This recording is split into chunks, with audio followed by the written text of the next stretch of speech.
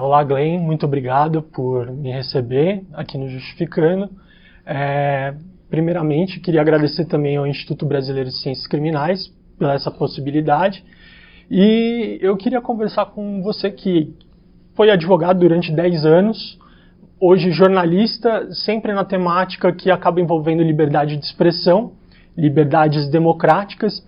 Eu queria conversar com você assim, sobre nessa sociedade da informação conectada em rede, mas também em bolhas, está colocando uma reação de supervigilância tecnológica, governamental e moral também.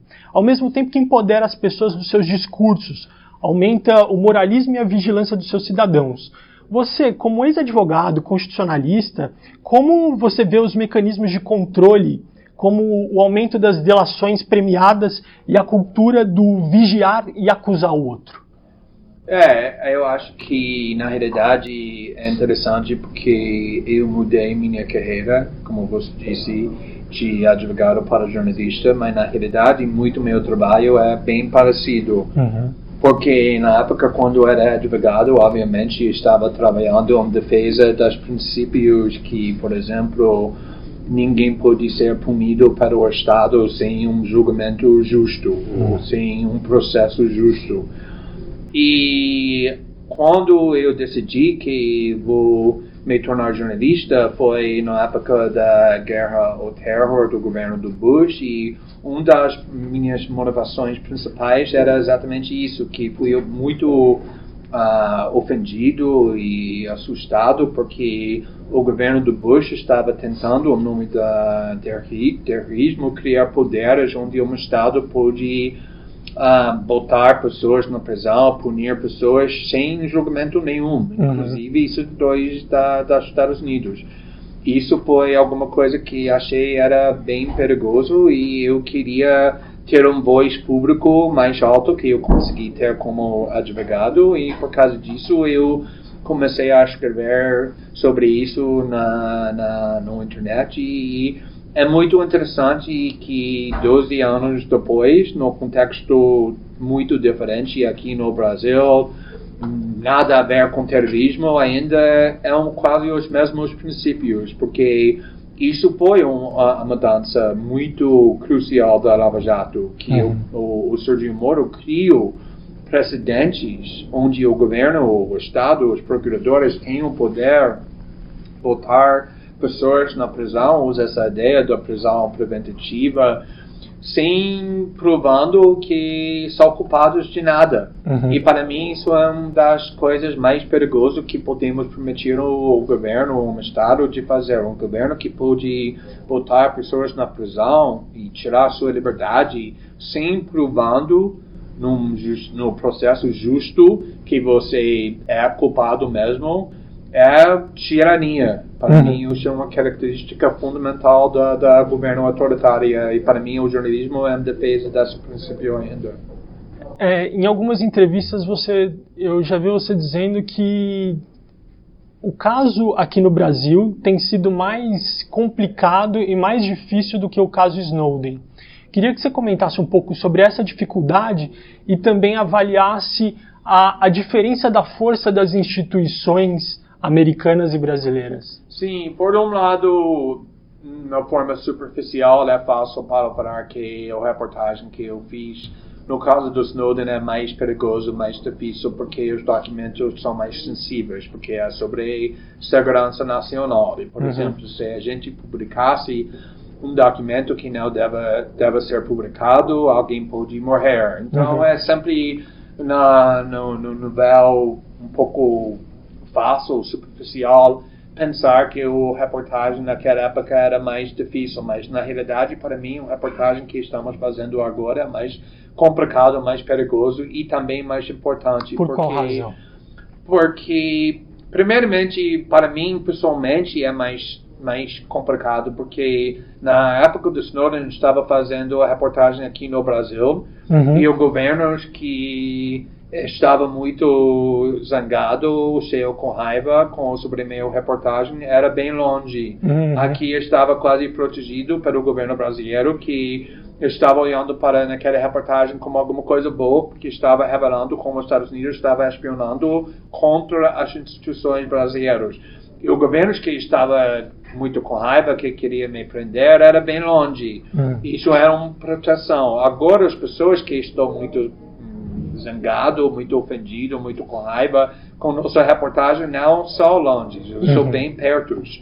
E também eu acho que tem uma diferença grande, por causa disso eu nunca gostei dessa comparação entre Trump e Bolsonaro, por exemplo, na mídia norte-americana, na mídia da Europa, sempre chamando Bolsonaro de Trump do Tropics, nunca gostei disso, porque acho que na realidade Bolsonaro é uma pessoa mais perigosa do que Trump por vários motivos, mas mais importante ainda, as instituições da democracia aqui no Brasil, obviamente, são mais fracas porque são mais novos. E tem muitas crises que também enfraqueceram essas instituições, e as instituições que estão protegendo a democracia nos Estados Unidos são muito mais fortes. Então, por exemplo, nos Estados Unidos, seu governo queria processar criminalmente um jornalista. O jornalista tem muita confiança que os tribunais vão proteger a liberdade da imprensa. Aqui no Brasil, é muito mais em dúvida se isso vai acontecer. Então, por vários motivos, as ameaças são muito mais perto. Aqui tem violência política, que não é exatamente oficial do Estado, e também o fato que democracia um pouco tem mais fragilidade aqui no Brasil do que nos Estados Unidos e na Europa, simplesmente por causa é mais novo, mas também por causa das crises. Acho que tudo isso combina para deixar esse trabalho mais perigoso. Apesar de diferentes as situações e diferentes os presidentes, alguns efeitos eu vejo como semelhantes. Assim como nos Estados Unidos, quando da candidatura do Trump, o Brasil encontrou dificuldade na cobertura das campanhas presidenciais.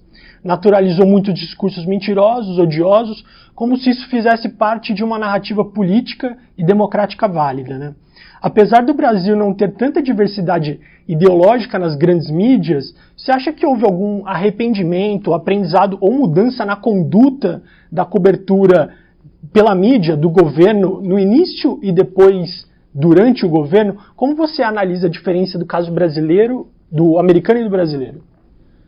Na realidade, acho que essa parte é mais parecido.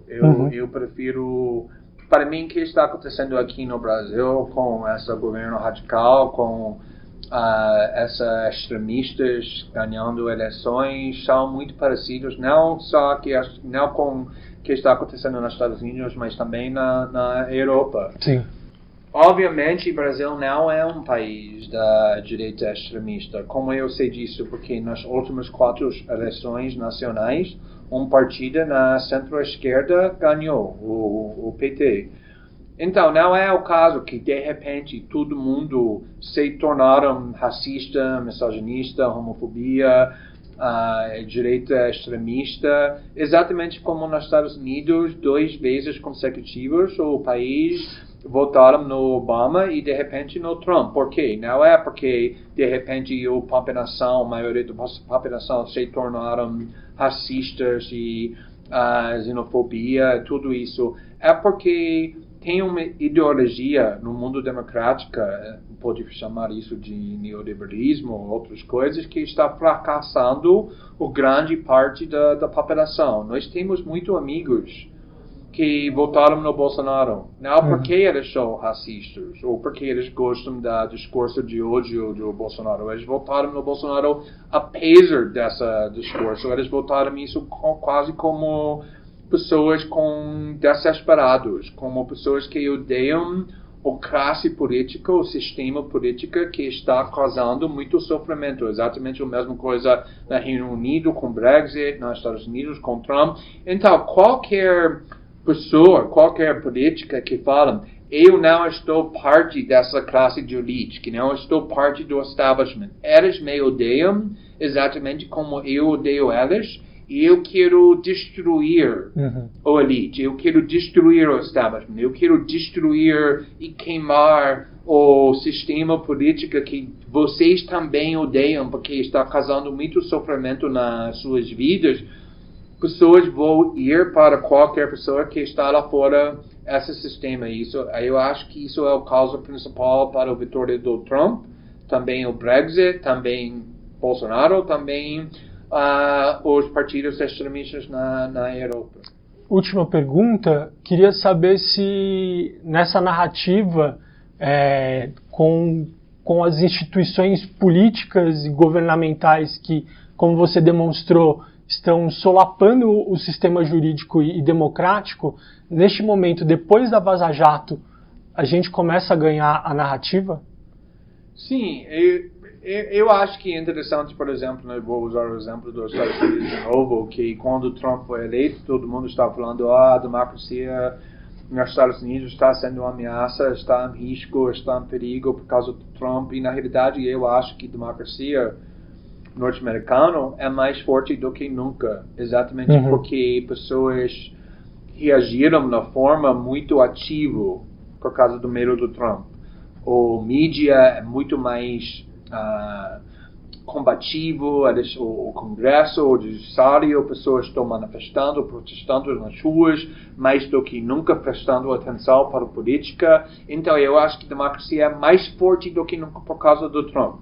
Eu acho que tem uma possibilidade de fortalecer a democracia brasileira mais do que nunca por causa do Bolsonaro, um pouco um paradoxo, porque ele é uma ameaça à democracia brasileira por um lado, mas por outro lado eu acho que pode inspirar pessoas para entender, para pensar mais por que a democracia é tão importante, por que uma imprensa livre é tão importante. E quando provoca um debate assim, pode provocar e estimular pessoas defendendo essas instituições, esses valores da democracia que talvez no passado pessoas não pensaram sobre isso porque eles presumiram que sempre vão existir, sempre vão durar.